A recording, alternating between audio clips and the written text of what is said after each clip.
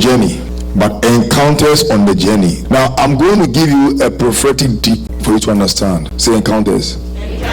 Now, you will get it very deep. And please, I don't want you to look at me. I want you to hear me. Because some of you are looking at me, but you are not hearing me. You are far away from here. Look at me and pay attention. Hear me very well. No, there are times I don't put to excite you. Okay? I put for it to digest into you. It does not go into you. There's no digestion. You know, when food is not digested, it comes out. I don't want it to come out. I want to go through the normal process before it comes out. Say yes, Lord.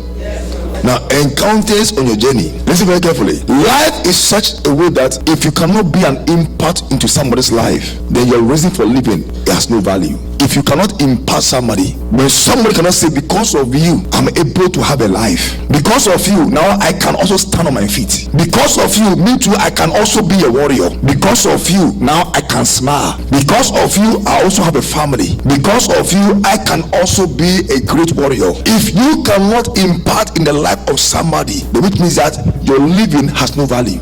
Because there are people that they are living for themselves, so they end up praising themselves, but others cannot praise them because they don't impact into anybody's life. All they think about is what they can do best and how far they can go best. The greatness of a man is not your achievement. Your greatness of a man is your impact. How impactful you are is how you make history, but not repeat history. There are people who want to make history, but they cannot impact generation. Listen, if I cannot get it, if I can't smile because of you, you are not impacting my life. If I cannot be happy because of you, you are not impacting my life. Rather, your presence in my life is constant 0. Then why is it that I'm living on earth and all I think about is my possession, but not the possession of others? When man thinks about himself, pride takes over. When man thinks about others, humility takes over. The kindness of a man is how much you can be a blessing to somebody. Say yes, Lord.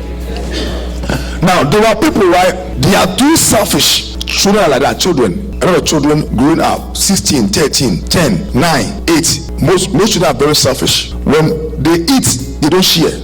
If you don't plant in them, they will never share. When they get what they want, they are okay. But if you are eating, they want you to share. Am I making sense here? Children, but it has not grown from children to be 18 years. Even people in the 20s are also doing the same thing. Now, some of them, because they were not stubborn when they were young, they are now in their 30s and still doing the same thing. No, when they eat, they don't share. Can you imagine a man who's married to a woman and the woman is selfish? The man too is selfish. When they get yes, they hide it. They will eat before they get to the house. So anything that he has, he will eat. So I've not eaten all day, but he has eaten before he goes to the house. And then later in the house, he wants to eat with you. Selfishness. You become so selfish, you can't impact anybody. For you to be able to impact a generation, you have to come out of who you are and be a blessing to somebody, to make somebody smile. Don't just look at me, hear me, because I want you to get this message very clear. Now, because God have called you to impact into people's life, if you yourself, you are not impactful, you can't impact. That is why on the journey of impact, there's encounters. Because you can only give what you have. What you don't have, how can you give? Life is such a way that if you have more, you want to give to somebody. It's selfishness is when you have more. With the little you have, you go and share. Now God is saying that get to a level that with the little you have, you make somebody happy. It's not about how more you have. The more you have, the little you share, you have nothing. You give nothing. God is like those who have little, but the little they have, they still want to put a smile in somebody's face. I have 50. Can we get 20? You get 20, I'll get 30. Let's share it. That's a blessing. Now the encounters on the journey. Now I want to make an impact. Making an impact is a journey. Not everybody can partake or be part of the journey. Some start and they fall. Some start and something happen. But if you make up your mind that you want to make that journey, I'm going to tell you the things you encounter. Those things are very important, because if you think, oh, I can still get there, because every year is somebody's year, and every year somebody's sorrow. If you are not very careful, the year will be sorrow, because Satan will never make you make an impact. The devil change an impact, okay, to a level of depart. Instead of you to make him impact life, you want to depart out of glory.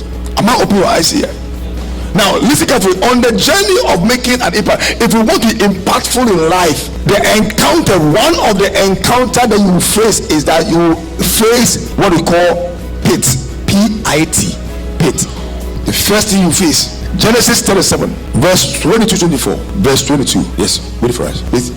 Listen very carefully. Let's go. Genesis 37 22-24. Yeah. And Reuben said to them, shed no blood, shed no blood, but cast him into this pit, casts him into the pit, which is in the wilderness. which is in the wilderness. And do not lay a hand on him, Don't lay hands on him. that he might deliver him out of their hands, and bring him back to his father. So it came to pass, when Joseph had come to his brothers, that they stripped Joseph of his tunic, the tunic of many colors that was on him. Then they took him and cast him into a pit, and the pit was empty. There was no water. There is no water. This, if I say I'll preach about this, I will take 1 hour, 2 hours, and I will still be preaching about this one, because I have to digest it from point to point to understand it. Now, Joseph had a dream. The dream is what he will become. God revealed to him how much impactful he will become. He saw it, but he never got there. Now, when he saw it, he was so excited that he wanted to share with somebody. He wanted to share with his own brothers. Brothers, hear what happened. Look at what is happening to my life. I saw this, I saw this, I saw. Now, the idea is I saw brought jealousy. That is why not everything you see you have to say. Listen very carefully in life. In life, right? If you are someone that you see, you say when God tells you to say it. When God put pressure on you, God can pressure you to say, my friend, say. You have to say it. Well, if you don't say, your spirit will never be happy. And there are times that God will say, this one, don't say it. It's for your own keep. John the Patmos, when John was cast in on the Patmos, there was revelation God revealed. The man who wrote Revelation is John. The revelation was there was something God told him not to say, and think God told him, you say that one. So not everything about revelation that he said it. Now, when they realized that he's having too many visions, one, jealousy started. Two, when they realized that now the father loved him more than any of the brothers, and that jealousy. Three, the father built a beautiful clothes, the clothes of many colors, garment of many colors, the robe. When they saw the robe, they got mad also. So the madness started from 1, 2, 3. Now they are all mad at him. Now when somebody gets mad to a level he want to kill you, that's a serious business. You are mad at me that you want me dead. You are too jealous of me, you want me dead. How can an own brother be so jealous of a brother to a level that I want to kill you? Now, do you kill people to a level of jealousy?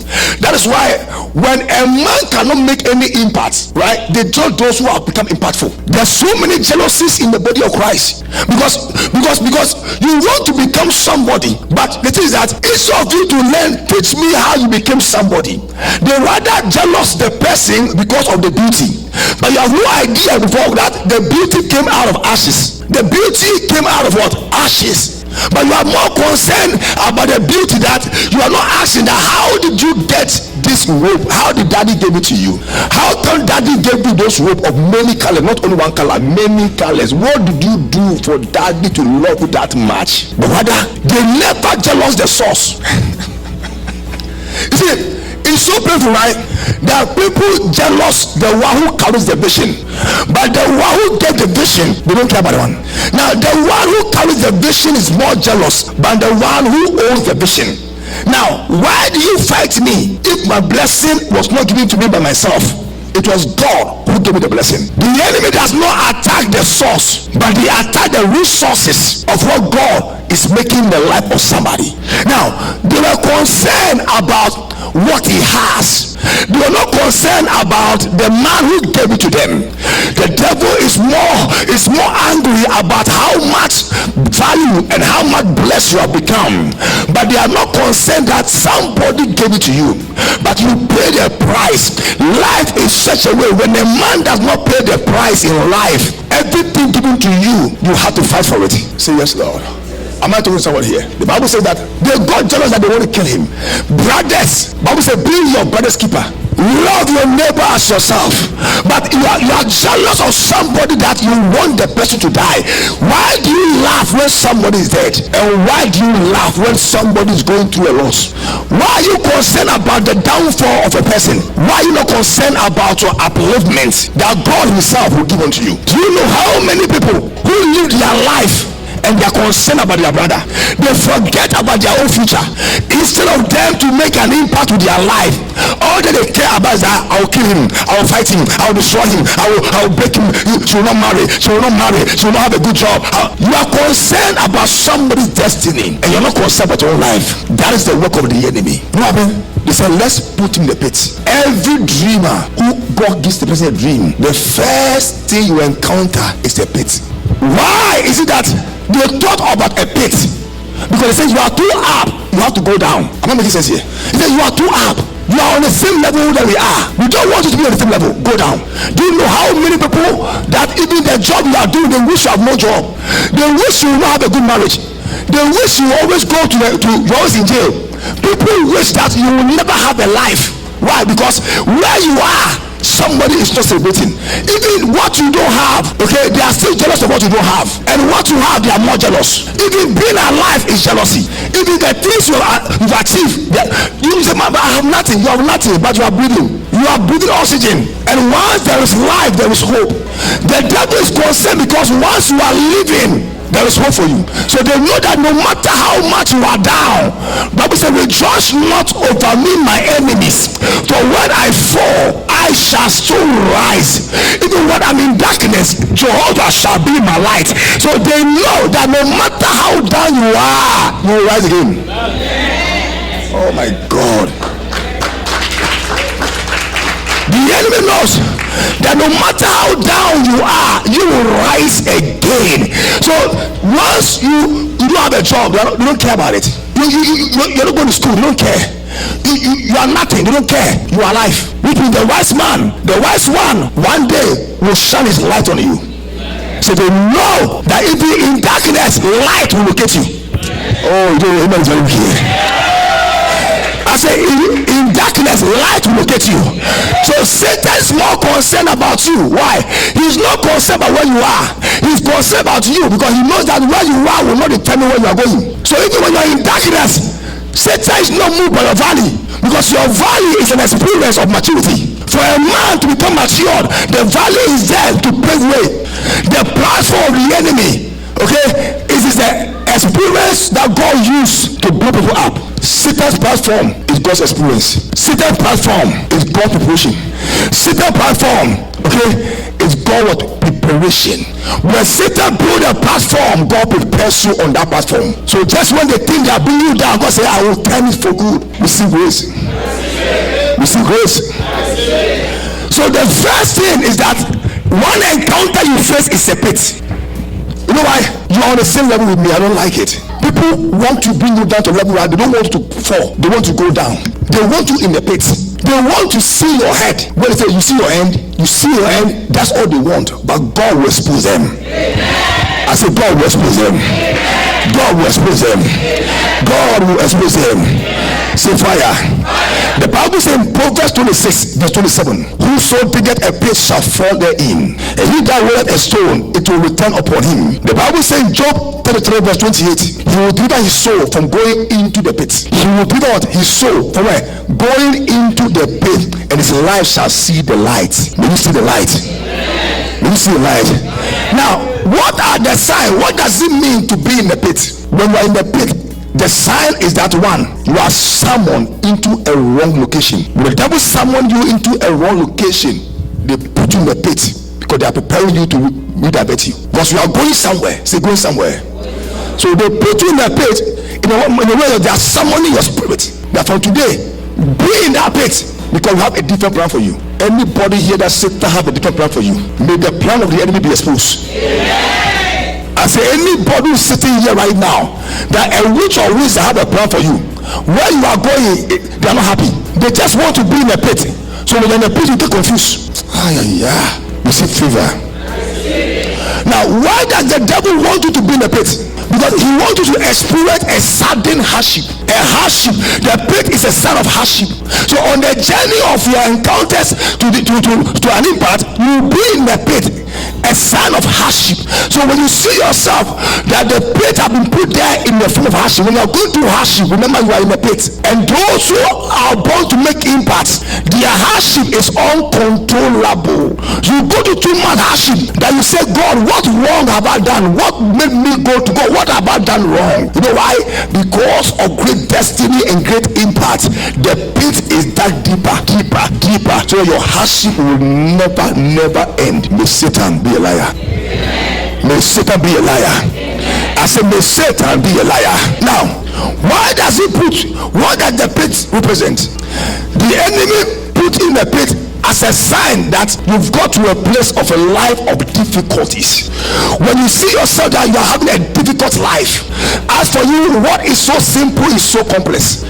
You have to struggle for everything, whilst people get it so easy, which means you are in the pit. You know why? Satan doesn't want you to celebrate. He attacks your celebration by giving you difficulties, so much that you will be in the pit. Because when you are in the pit, you struggle. There is too much heat, you struggle. Where you are is too much for you. And when you're in the pit, right, you don't control your life. Your life is micromanaged. See. So when you see yourself in the pit, is that difficult times represent being in the pit. When your life is so, things are so hard that you ask yourself, God, who tied me down? God, who is the one who put me into that thing? What have I done wrong? May God give us escape. Receive escape. Receive escape. The enemy put a pit in front of you. You know why? In order for you to cut you short, he cuts you short at the edge of breakthrough. Now the pit is there to cut you short. So the enemy knows very well that Joseph has a vision. Joseph had a dream. So let's cut him short. Let's put him in the pit. Some of you are still in the pit. And what happens is that your journey, it will take you so many miles to get there. Just when you started, go in there. Some of you have been in the pit for 10 years. 10 years of being in the pit. You are doing everything to survive. Right now you are living by survival of the fittest, because you are still in the pit. Your marriage is in the pit.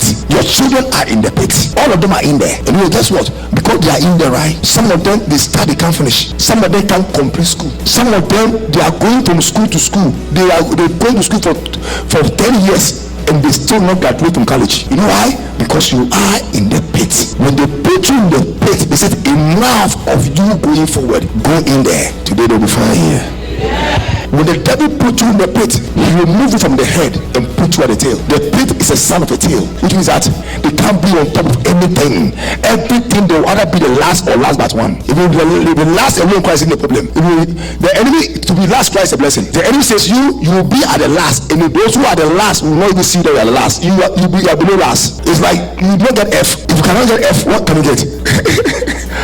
Now, if you don't get an F, what else can you get? F is failure, right? Fail, right? So if they say you go beyond F, you are failed below F. So what letter can we give you? What is that? Which means that you don't even exist. Oh yes, you. Imagine people are failed 20%, 10%. Okay, you are negative. You fail in the negative. People fail 20%. Okay, fail. 30 fail. Even 40 fail. You don't even get zero. You went into the negative. So they can't even mark you. You know why? When you see your life in such a manner, you are in the pit. That's the first encounter as you begin to take the journey of making an impact. If you're not very careful, some of the pit, right, they cover it with something nice. You can't see it until you step in it. Some of you, out of ignorance, you have fell into the pit. You thought you knew better, but you realize that the pit was meant for you for many years. Satan will take years to bring you down. Satan will take years. He doesn't care if he has to be with you and pamper you. He will pamper you for years. You know why? Because he's waiting for the time that you forget about yourself, because he wants you in that pit. Am I talking to somebody here? I said, don't just look at me. Listen, hear me. Satan can put a cloth, something nice on the road. He can even cover the earth with some grass, grass carpet, the carpet of grass, and they'll cover the carpet with it, so it looks like it's a grass. You keep moving like this. These are people that they walk in the spirit, but they mix the flesh with the spirit. So what happens? Whenever there is a pit, their flesh rise. Whenever there is a pit, they are in the spirit, but when the flesh always rise when something bad is coming, and they always point to it. Because now you see a carpet grass, but below it is a pit. And when you're walking, what do? You fail. How did I get here? It was a trap. You know why? How can you be so ignorant that the traps are set for Christians? A believer is always under satanic traps. The trap of the enemy for believers never stops. Satan set traps for you every single day, because Satan is not happy when you are happy, but Satan is happy when you are sad. I'm telling the gospel truth. Whenever you are sad, somebody's rejoicing, but when you are too happy, somebody's not happy for you. And you, if you cannot stand very well, you will walk ignorant. Bible says that my people, perish for lack of knowledge, right? He said, don't be ignorant of what? The device of the enemy. The device is the trap. Don't be ignorant of that trap. After Joseph, right, the pit was there, but they connected him to the pit. Some of you, right, the pit has no business with your life, but the enemy will connect you to a downfall. Some problems are not your problem, but for some reason they will find ways and means to connect you to that problem. But the pit was there. Who knows who dug that pit? But for some reason, when somebody, some of you, right, every problem that comes, you, when good things come away, you are happy. But any problem that comes to your family, you are the one that comes to you. Every problem falls on you. You alone, every problem falls on you. Why you alone? Because they design it to connect to you. Am I talking to you about spiritual things more? Say encounters. Say louder.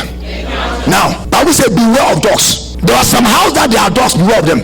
Some of you are not aware of dogs. You will end up going to a place where dogs are waiting for you. And every time you fall in the hands of dogs, beware of the pit. Some pit was put down 25 years ago. Some of you, it was put down 300 years ago by your great